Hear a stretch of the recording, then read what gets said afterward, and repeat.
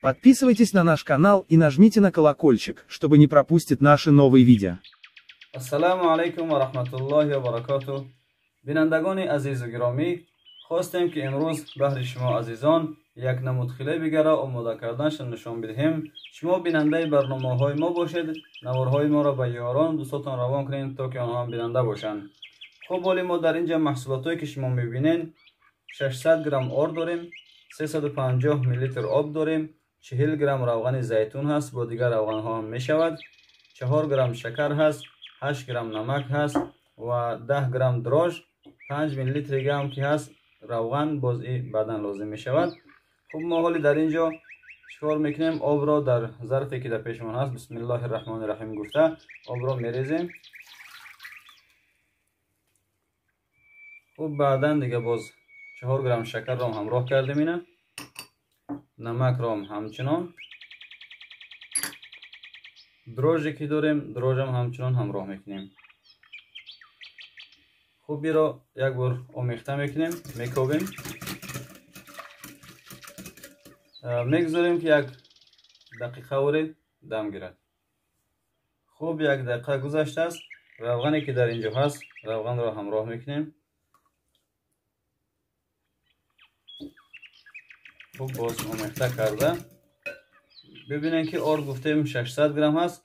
آرد را من همیشه ایلک میکنم، میبیزم. شما هم همچنان ایلک کنین، آرد را خوب است. خوب اینو ببینین که آرد را ایلک کنیم.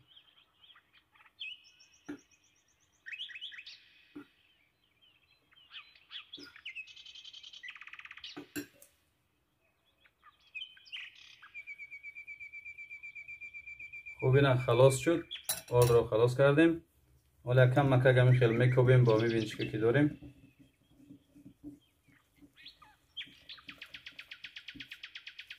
خب دیگه جوینچیک لازم نمیشه داریم، با دست قطعی این رو میخیلیم. بسم الله.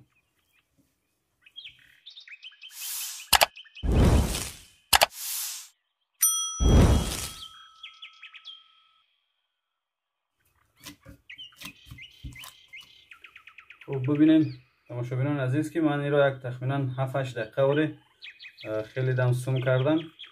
خب ولی اینجا گفتیم روغن که داریم، این روغن رو ما در زیر همین خمیر بگیم که میریزیم.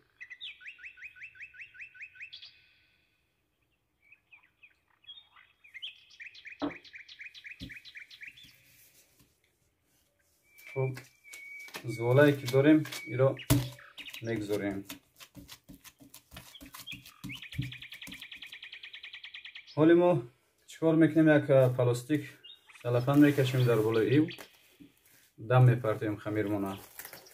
مدتی 1 ساعت 1.5 ساعت ای باید دم بگیرن. بازم به هر حال چند دقیقه که گذرد برای شما از آن گپ میزنیم.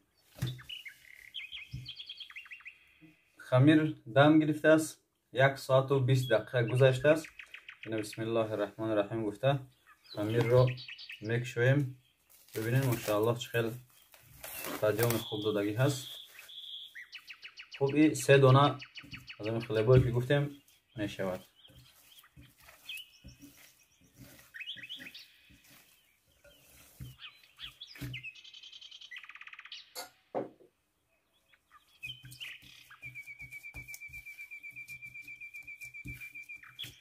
خب خمیر رو دیدین که ما مثلا یک کم اکک این رو چی میکنیم؟ این طرف و طرف بگیم میخیلیم، چون که بسیار داخلش کاواک میآید. ببینین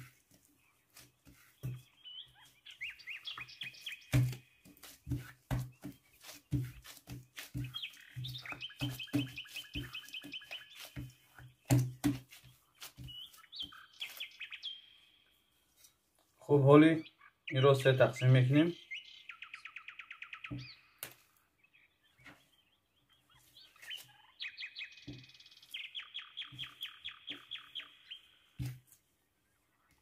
ما در اینجا ترازو داریم، اینها را گرم میکشیم که باید همش یک خیل بیاید.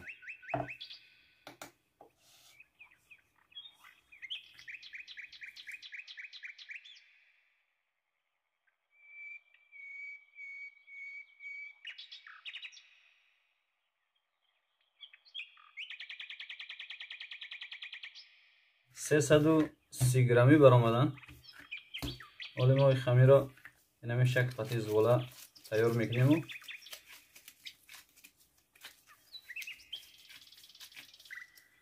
اینو میگذاریم یک 10 دقیقه وره دم میگیرن.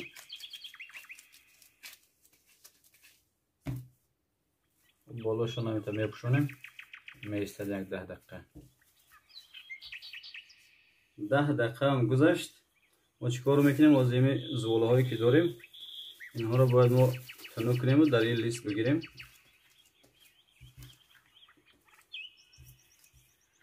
اینو ببینید به این شکل قطعی. بسم الله.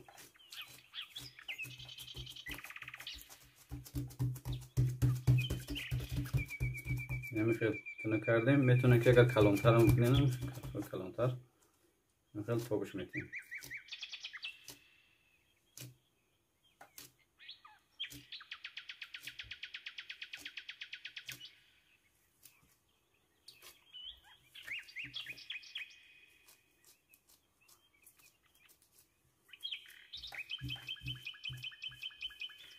اینو ببینید بینندگان عزیز، این یکش آماده شدگی هست. دومش هم همچنان.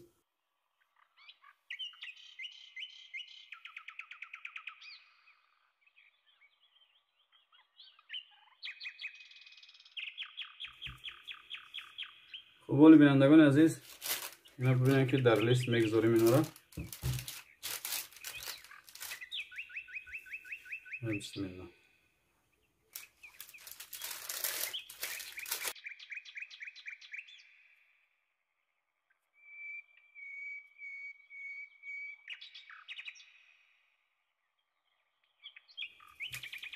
خب اینا ببینید که آماده شده است.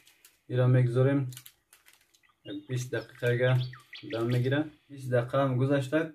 ببینید که کمتر پدیام دادگی هستن. خب ما یگان کارچه است یا یگان لیزر خطی می خمیرو را مثلا بالاشون تا میبریم. کمتر اگر می خیلی میبریم.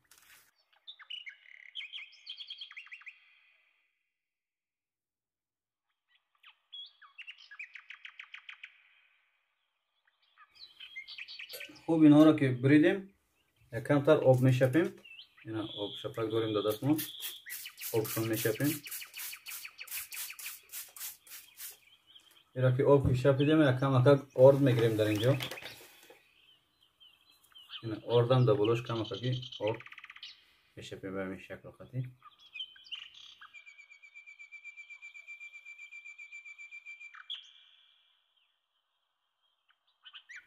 خب اینا میبریم در دخوفکه میگذاریم در حرارت 200 درجه در مدت 25 تا 30 دقیقه پخته میشود.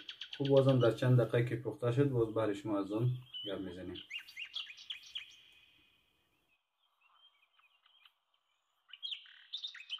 ببینین که نانها را ما گذاشته بودیم.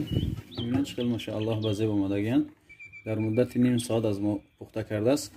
خب وابستگی به دخوفکه شما هم داره که در چند دقیقه که پخته کند. این نان آماده شدگی هست. ولی ما چیکار میکنیم؟ یکیش برای شما از اون نشان میدهیم. بگذاریم کم کم خنک شود. هنوز هم گرم هستن. ببینید بسم الله.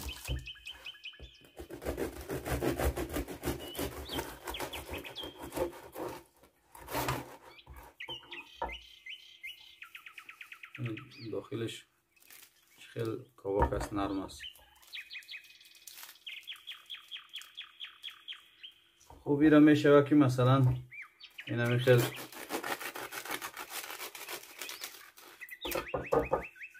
میبرین در داخلی یکان کلبسه است، سلات است، پمیدور است میگذارین مثل ساندویچ بریم استفاده کنین هم می شود. خوب نوارهای ما را به یاران دوستاتون روان کنین. بینندگان عزیز کانال ما را دستگیری کنین، لایک ماندن و پرسه کردن و ابونه شدن هم فراموش نکنین. الله یار و مددگاری همه ما و شما باشد. تا نوارهای بعدی، السلام علیکم و رحمت الله و برکاته.